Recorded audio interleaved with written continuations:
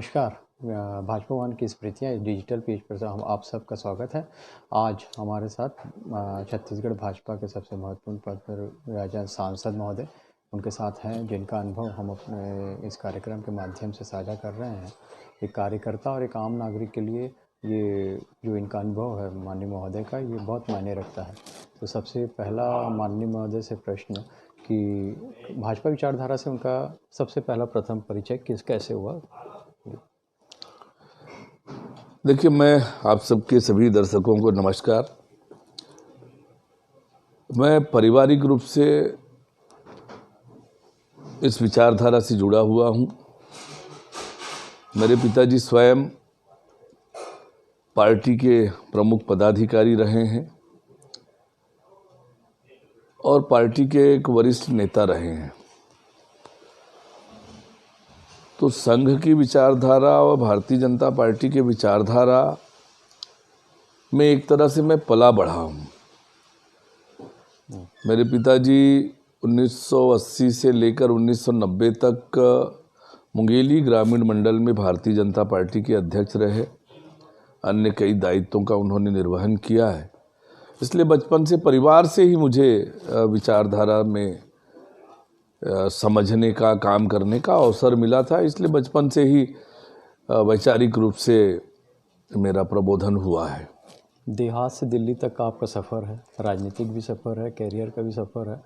Sir, पहला as a कार्यकर्ता आप कब ज्वाइन हुए और उसके बाद पहला पद और फिर पड़ाव कैसे बढ़ते गए? कक्षा तीसरी तक की पढ़ाई मेरी पैतृक गांव लोहड़िया, वर्तमान में मुंगेली जिले के अंतर्गत आता है।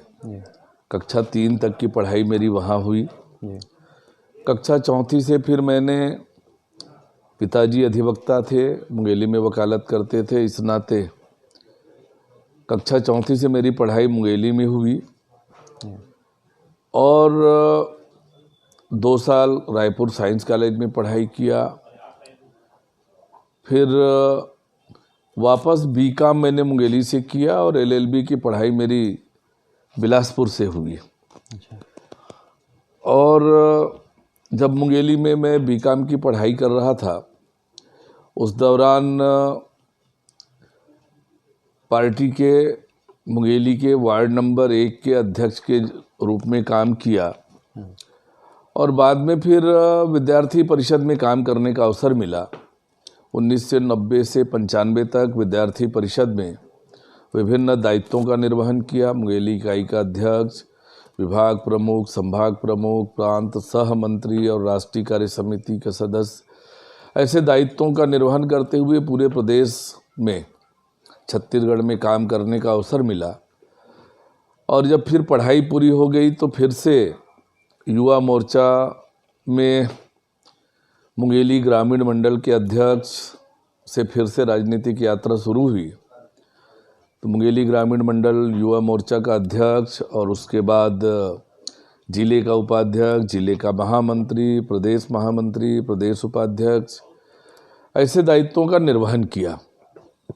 और जब अलग छत्तीसगढ़ राज्य बना और बिलासपुर में उच्च न्यायालय की स्थापना हो गई, तो फिर उच्च न्यायालय में वकालत करने के लिए बिलासपुर शिफ्ट हुआ और तब उच्च न्यायालय में लगातार काम करने का अवसर मिला। सरकार की ओर से भी काम करने का अवसर मिला। उप शासकीय अधिवक्ता, शासकीय अधिवक्ता, उप महाधिवक्ता के रूप में उच्च न्यायालय में काम करने का अवसर मिला। इस दौरान विभिन्न संगठनों से भी, सामाजिक सांस्कृतिक संगठनों में भी लगातार काम करने का अवसर मिला और इस प्रकार से लगातार बचपन से ही समाज सेवा का, देश के लिए, समाज के लिए कुछ करने का भाव मन में था और इसलिए लगातार काम करते रहा। साहू समाज के भी विभिन्न संगठनों में काम करने का अवसर मिला, विभिन्न दायित्वों का निर्वहन किया और फिर 2019 में पार्टी ने लोकसभा के लिए प्रत्याशी बनाया और लोकसभा के प्रत्याशी बनने के बाद बिलासपुर के सांसद निर्वाचित हुआ और तब से लगातार काम करने का अवसर जो मिला है उसका उपयोग कर रहा हूँ। कार्यकर्ता के रूप में जैसा आपका था पहला इसमें अनुभव, पहला मतलब जो पद मिला भाजपा के अंदर, कैसे मतलब, क्योंकि आप युवा मोर्चा से और इस तरफ से थे, फिर इससे थे वकालत वास्तव में मेरी शुरुआत पार्टी में वार्ड इकाई के अध्यक्ष के रूप में हुई। से। अच्छा आज पार्टी के संगठनात्मक ढांचा थोड़ा बदला है। जी। आज हमारा संगठनात्मक ढांचा बूथ इकाई से चालू होता है। तब पहले ग्राम पंचायत इकाई हुआ करती थी और शहर में वार्ड इकाई हुआ करती थी। अच्छा।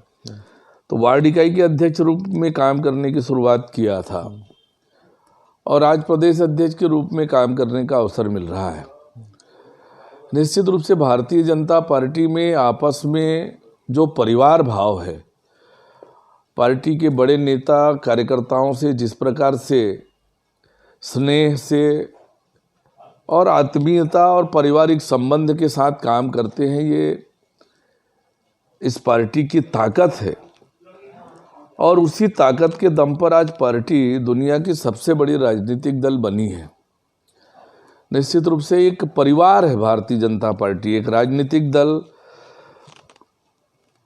तो है ही है, पर आपस में कार्यकर्ताओं में जो आपस में परिवार भाव है वो इस पार्टी की ताकत है। और वो इस पार्टी में काम करने का बड़ा आनंद इसीलिए आता है कि सब लोग आपस में स्नेह से पारिवारिक संबंध के साथ काम करते हैं। ये इस पार्टी में बड़ी ताकत है और विशेषता है।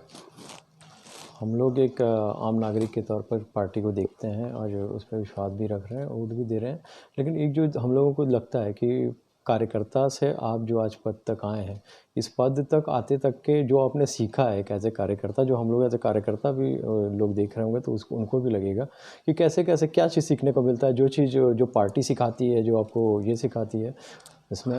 एक तो भारतीय जनता पार्टी की जो विशेषताएं हैं, उन विशेषताओं में हम कहें तो भारतीय जनता पार्टी देश की एकमात्र राजनीतिक दल है जो कार्यकर्ताओं की पार्टी है। और एक छोटे से छोटे कार्यकर्ता का महत्व है और छोटे कार्यकर्ता में योग्यता है, क्षमता है, वो काम करता है, तो निश्चित रूप से भारतीय जनता पार्टी में उस कार्यकर्ता को अवसर मिलता है, मुकाम मिलता है, बहुत आगे तक जा सकते हैं।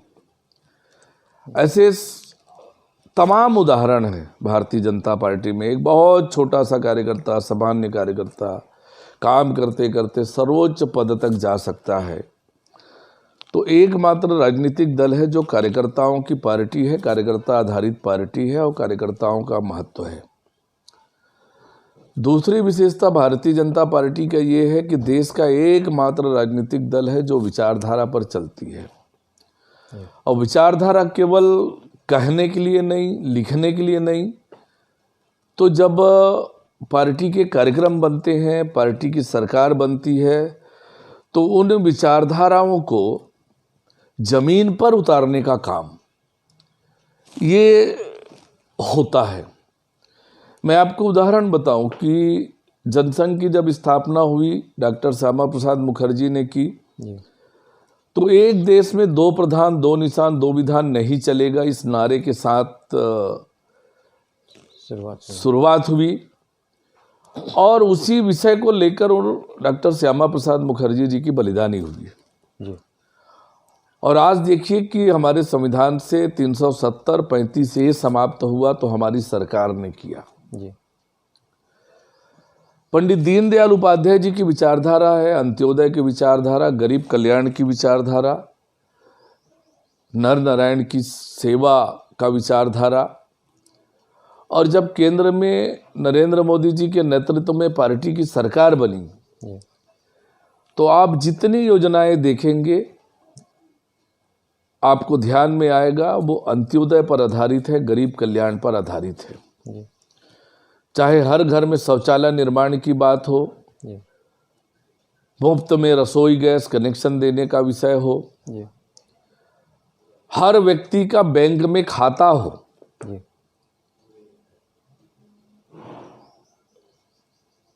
प्रधानमंत्री किसान सम्मान निधि देने का मामला हो, आयुष्मान भारत का मामला हो, प्रधानमंत्री आवास का मामला हो, जल जीवन मिशन का मामला हो, गरीब कल्याण अन्य योजना हो, ये सारी जो योजनाएं हैं भारतीय जनता पार्टी की विचारधारा के अनुरूप योजना बनाकर सरकार ने काम करने का किया है। तो भारतीय जनता पार्टी एकमात्र राजनीतिक दल है जो विचारधारा पर चलती है, और उनकी हमारी जब सरकार बनती है तो हम विचारधारा के अनुरूप योजना बनाकर काम करते हैं। ये भारतीय जनता पार्टी की विशेषता है और ताकत है, और इसी विशेषता और ताकत के कारण आज भारतीय जनता पार्टी दुनिया की सबसे बड़ी राजनीतिक दल बनकर और आज देश के आम जन को लगता है कि देश में उनकी सरकार है। याद करिए वो समय 2014 का समय, जब यूपीए की सरकार थी।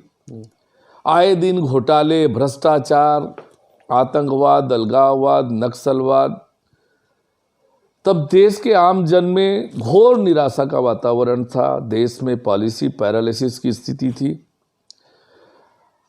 और लेकिन आज 9 वर्षों के नरेंद्र मोदी जी के नेतृत्व की सरकार के बाद आज देश के लोगों में एक नया उत्साह है, आत्मविश्वास है, और नए आत्मविश्वास के साथ आज भारत दुनिया का नेतृत्व करने के लिए तैयार है जी। और दुनिया भारत को नेतृत्व देने को तैयार बैठी है कि दुनिया का आज नेतृत्व कोई ठीक प्रकार से कर सकता है तो वो भारत कर सकता है, नरेंद्र मोदी जी कर सकते हैं। ये भाव दुनिया के सामने है और ये हमने दिखाया।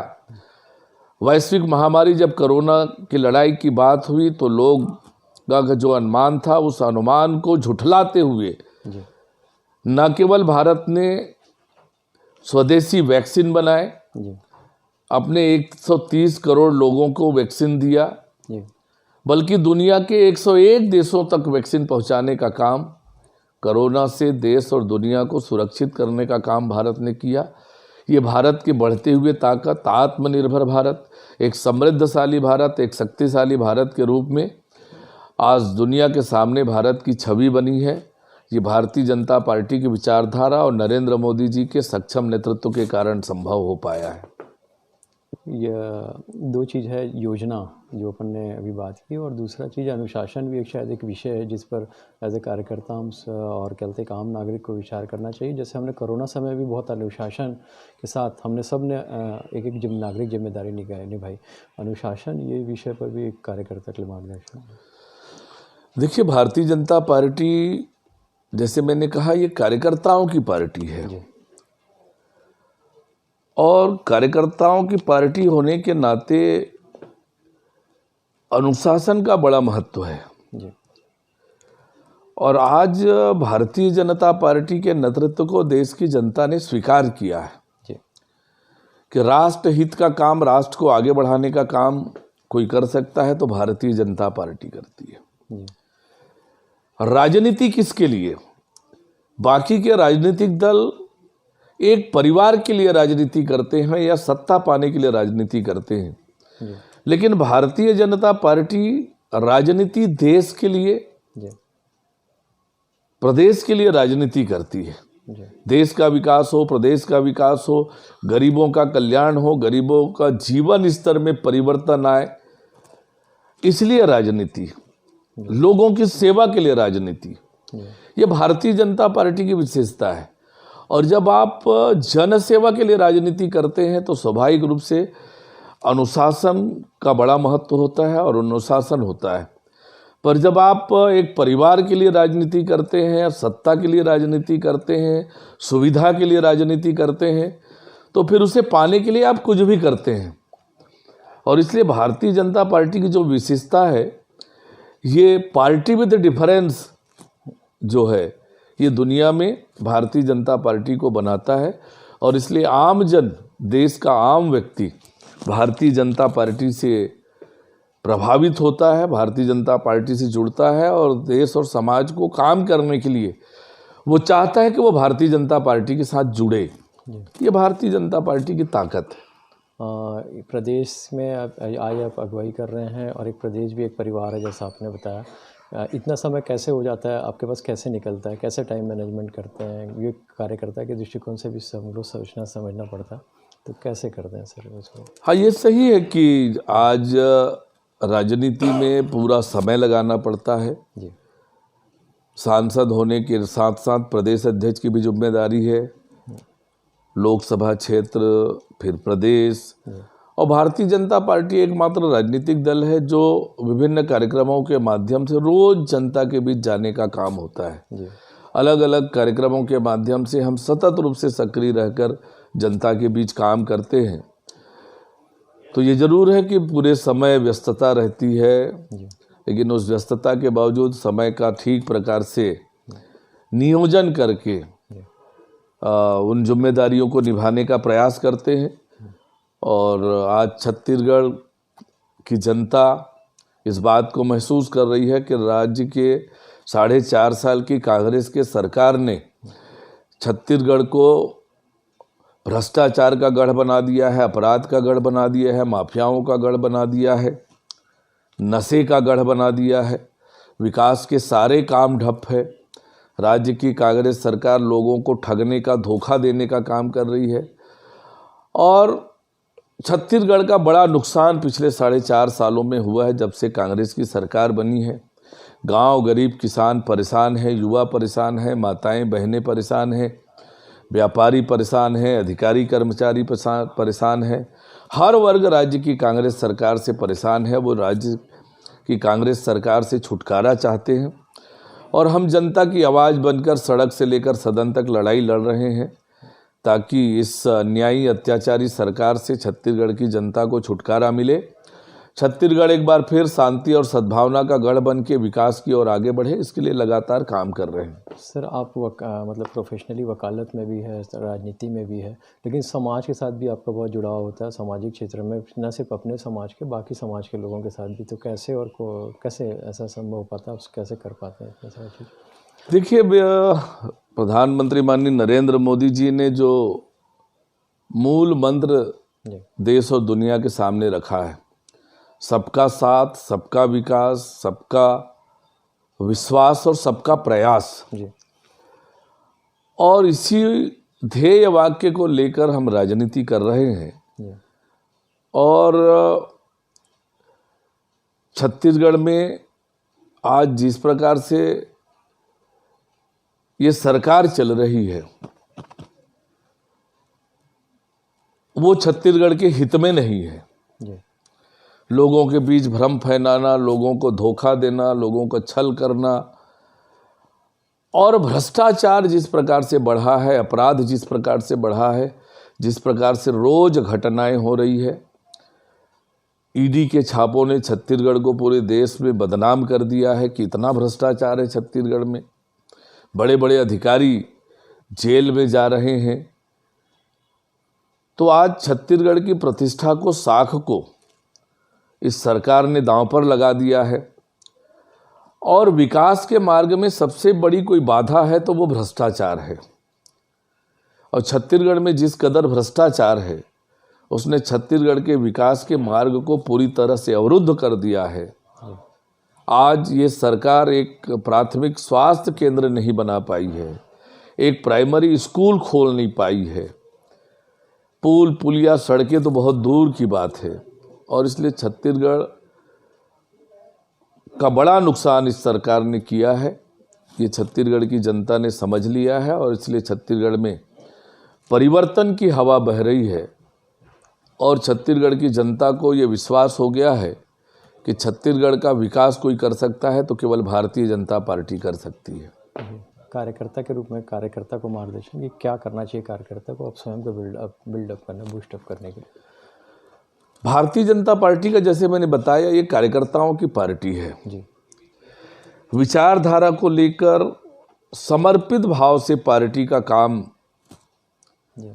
करते रहने से कार्यकर्ता बहुत आगे बढ़ सकता है। कोई ये नहीं बता सकता आज कि कल भारतीय जनता पार्टी के राष्ट्रीय अध्यक्ष कौन होंगे जी। क्योंकि कार्यकर्ता ही बनेगा। कौन कार्यकर्ता बनेगा? आज देखिए, एक बहुत ही गरीब परिवार का एक बेटा देश का प्रधानमंत्री बन के देश की सेवा कर रहा है। जी। एक बूथ इकाई का कार्यकर्ता आज देश के गृह मंत्री के रूप में अमित शाह जी देश की सेवा कर रहे हैं। जी हमारे राष्ट्रीय अध्यक्ष जगत प्रकाश नड्डा जी भी एक बहुत छोटे कार्यकर्ता रहे हैं, जो आज पार्टी का नेतृत्व कर रहे हैं। जी और इस तरह से कार्यकर्ता समर्पित होकर विचारधारा को लेकर निष्ठापूर्वक काम करे तो भारतीय जनता पार्टी के राजनीति में दूर तक जा सकते हैं। इसलिए विचारधारा को लेकर समर्पित होकर निष्ठा से काम करने वाला कार्यकर्ता भारतीय जनता पार्टी में किसी भी ऊंचाई तक जा सकता है। तो हर एक कार्यकर्ता को ये भाव लेकर काम करे। कार्यकर्ता की चिंता करने का काम पार्टी करती है। कार्यकर्ता अपना दायित्व, जो भी दायित्व है, उसे ईमानदारी से निभाए, मजबूती से निभाए तो निश्चित रूप से पार्टी उसकी चिंता करेगी और वो बहुत आगे तक जा सकते हैं। एक आम आदमी के से एक अंतिम जो प्रश्न, एक जिज्ञासा है, होता है कि एक आम आदमी के सिर्फ मैं ये सोचता हूँ या आम आदमी सोचता है कि आपके जो 3 पार्टी के जो कार्यालय, किसी भी पार्टी के कार्यालय होते हैं, एक जिले के कार्यालय होता है, एक राज्य का कार्यालय होता है, एक प्रदेश का कार्यालय होता है। भारतीय जनता पार्टी के इसमें ये तीनों कार्यालयों की आपके पास अनुभव है, जानकारी है, क्या अंतर होता है? तो हम लोग ये जानना चाहते हैं। भारतीय जनता पार्टी का कार्यालय भारतीय जनता पार्टी के कार्यकर्ताओं के लिए एक मंदिर के स्वरूप तो होता है। जी पार्टी की योजनाएं, रचनाएं, पार्टी की बैठक, पार्टी के कार्यक्रम संचालित करने का वो एक केंद्र होता है। हमारी आस्था का केंद्र है। और भारतीय जनता पार्टी इसीलिए हर जिला मुख्यालय तक उनका कार्यालय हो, हमारा कार्यालय हो, व्यवस्थित कार्यालय हो, ये केंद्रीय नेतृत्व का लगातार आग्रह रहता है और इस दिशा में काम होता है। तो पार्टी के कार्यकर्ताओं के लिए कार्यालय हमारा मंदिर है, आस्था का केंद्र है और पार्टी के संचालन का वो केंद्र होता है। तो निश्चित रूप से पार्टी के कार्यालय में जाकर हमको ऊर्जा और उत्साह मिलता है, प्रेरणा मिलती है। तो ये हमारे लिए आस्था का केंद्र होता है। आप लोगों से जानने, समझने की और आपके अनुभवों को साझा करने के लिए ये जो मंच हमने बनाया है, इस मंच पर आपने अपने व्यस्त समय से समय दिया, इसके लिए तो आभार। पर एक हम लोगों के लिए भी मार्गदर्शन कि हम इस ऐसे मंच से और क्या कर सकते हैं और कैसे आप हम लोगों को मार्गदर्शन। देखिए, आज समाज के बीच में भ्रम फैलाने वाली ताकतें, विद्वेष फैलाने वाली ताकतें, गुमराह करने वाली ताकतें बड़े पैमाने पर काम करती है। और एक चौथे स्तंभ होने के नाते, मीडिया के नाते, लोगों के बीच सही तथ्य जाए, सही जानकारी जाए, लोगों में भ्रम न फैले। कोई भ्रम फैला रहा है तो उसको रोकने का काम, उस भ्रम को दूर करने का काम आपके माध्यम से होना चाहिए। लोगों तक सही जानकारी पहुँचे, सकारात्मक जानकारी पहुँचे, सकारात्मक सोच लोगों की बने, इस दिशा में आज काम करने की ज़रूरत है। और मुझे विश्वास है कि आप और आपकी पूरी टीम इस दिशा में विचार करके लोगों के बीच में सकारात्मक बातों को पहुंचाना, सकारात्मक विचार फैलाना, ये आप करेंगे। आपने मुझसे अपनी बात कहने का अवसर दिया, आपका बहुत धन्यवाद, आपका बहुत आभार। धन्यवाद। जय हिंद।